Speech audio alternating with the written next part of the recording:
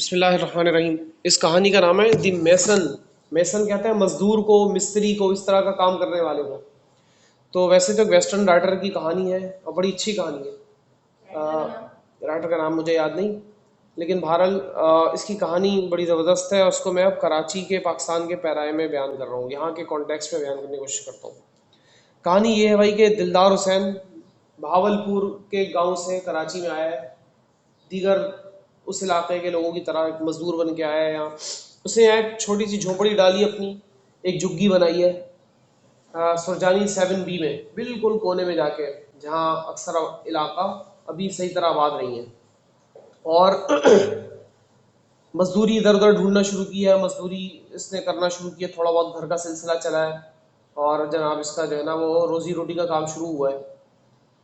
لیکن بہت سے اپنے دیگر علاقے کے لوگوں کی طرح اس کی عادات بھی کچھ ایسی ہیں کہ یا تو بہت سخت حالات رہتے ہیں، یا ایک دم پیسہ آ جاتا ہے کہیں سے، کسی ٹھیکے میں پیسے مل جاتے ہیں تو یہ پھر ایک دم عیاش ہو جاتا ہے، پیسے اڑا دیتا ہے۔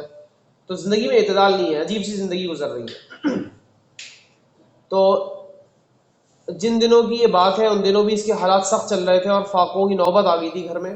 یہ پریشان ایک رات کو بستر پہ پڑا ہوا تھا، تقریباً 2 بجے کا وقت ہوگا، اور سوچ رہا تھا کہ کیسے گھر کا نظام چلے گا، کیا ہوگا، کہ اس اثنا میں اس کو باہر جھگی سے کسی نے آواز دی۔ تھوڑا سا حیران ہوا، تھوڑا پریشان ہوا کہ اس وقت کون آ سکتا ہے، کیوں آ سکتا ہے میرے پاس۔ اس کے ذہن میں خیال آیا کہ کوئی ڈاکو وغیرہ تو نہیں ہے جو مجھے لوٹنے آئے۔ پھر اس کو ایک دم اپنے خیال پہ ہنسی آ گئی کہ میرے گھر میں کیا لوٹنے آئیں گے۔ تو گیا جھگی کا دروازہ کھولا، تو وہاں اس علاقے کے چرچ کا پادری کھڑا ہوا ہے۔ اس کے علاقے میں ایک پرانا چرچ ہے جس کے بارے میں کہا جاتا ہے کہ تقریباً 30 سال پرانا چرچ ہے، جس کا نام ہے 7th ڈے چرچ۔ اور یہاں ایک پرانا سا بوڑھا سا پادری رہتا ہے جو شروع سے یہیں آباد ہے، وہ وہاں کھڑا ہوا ہے۔ تو دلدار اس کو دیکھ کے حیران ہو کہ یہاں کیوں آیا ہے۔ اس پادری نے خود اپنی بات شروع کی کہ بھائی دیکھو، میں یہاں کے سب سے پرانے لوگوں میں سے ہوں، 30 سال پہلے عیسائیت کی خدمت کے لیے میں یہاں آیا تھا اور چرچ پہ کام شروع کیا تھا۔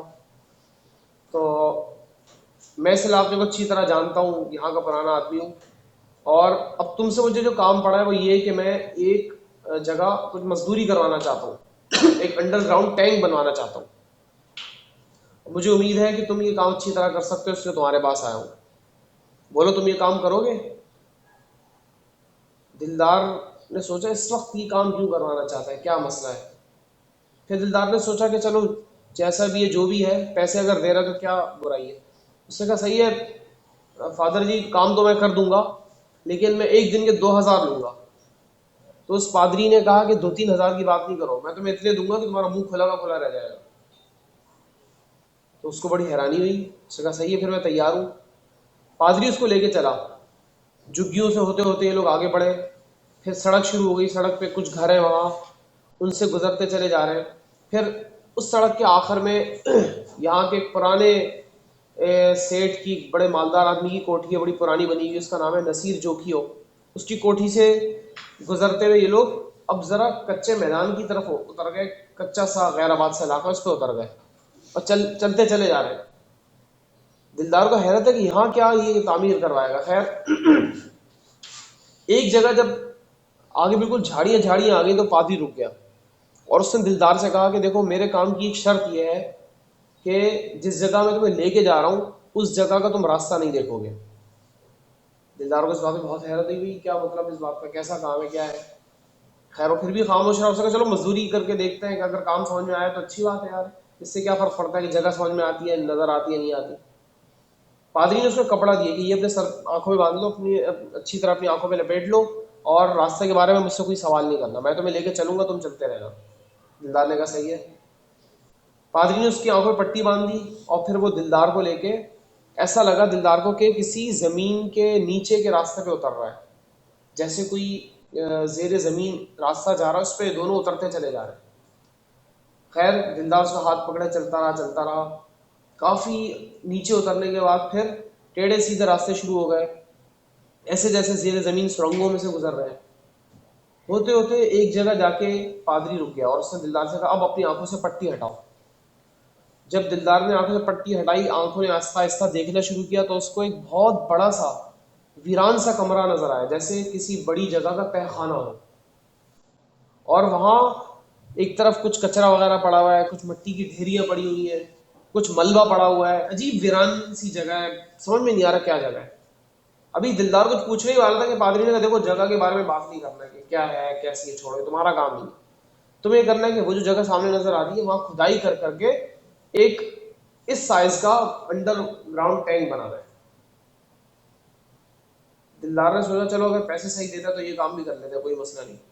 دلدار گیا اپنا کدال پھاوڑا لے کے، اس نے اپنا کام شروع کیا اور کھدائی شروع کی۔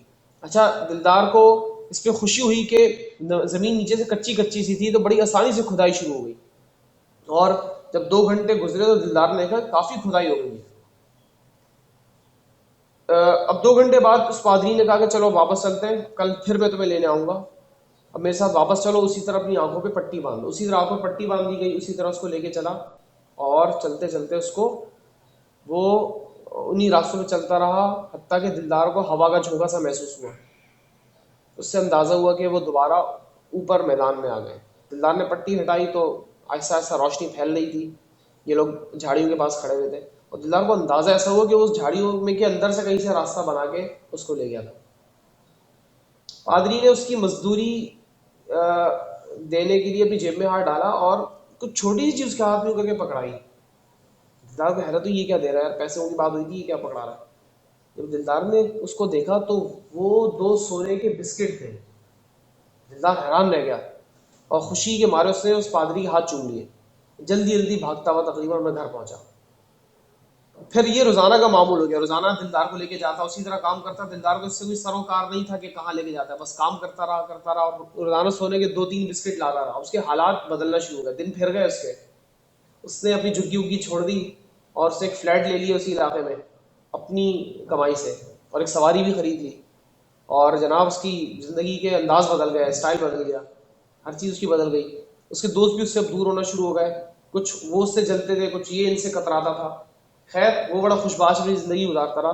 تقریباً 2-3 ہفتے بعد پادری نے کہا کہ بھائی کل ہمارا آخری دن ہے اس کام کا، کل میں تمہیں خاص مزدوری دوں گا۔ دلدار خوشی خوشی تیار ہو کے جیسے روزانہ تیار ہوتا تھا، تو اس دن بھی وہ اس کو لے کے گیا اسی راستے پہ، لیکن اب اس نے کہا کہ کھدائی زیادہ نہیں کرنا، اب میں کچھ سامان لایا ہوں اس کو اس کے اندر ڈالنا ہے۔ کیا کہ پادری نے ایک طرف اشارہ کیا تو ریڑیاں تھیں جس پہ مزدور اینٹیں وغیرہ لاتے ہیں نا، وہ کھڑی ہوئی تھی 5-6۔ اس کے بارے میں پادری نے کہا کہ اس کا سامان اس ٹینک میں ڈالنا شروع کرو۔ دلدار نے جب وہ سامان ڈالنا شروع کیا تو دلدار ایک دم حیران رہ گیا، وہ کوئی عام سامان نہیں تھا، وہ سونے کی اینٹیں تھیں۔ خیر دلدار نے ڈالنا شروع کی، پادری بھی ڈلواتا رہا، حتیٰ کہ وہ ٹینک آدھے سے آدھا بھر گیا۔ اب پادری نے کہا اس کے اوپر تم ایک سلیب رکھ کے اس کو بالکل سیل کر دو سیمنٹ سے، اس طرح کہ پتہ ہی نہ چلے، زمین ہو جائے بالکل۔ دلدار نے کہا صحیح ہے۔ دلدار نے ایسے ہی کیا، بالکل اس کو زمین کے برابر کر دیا۔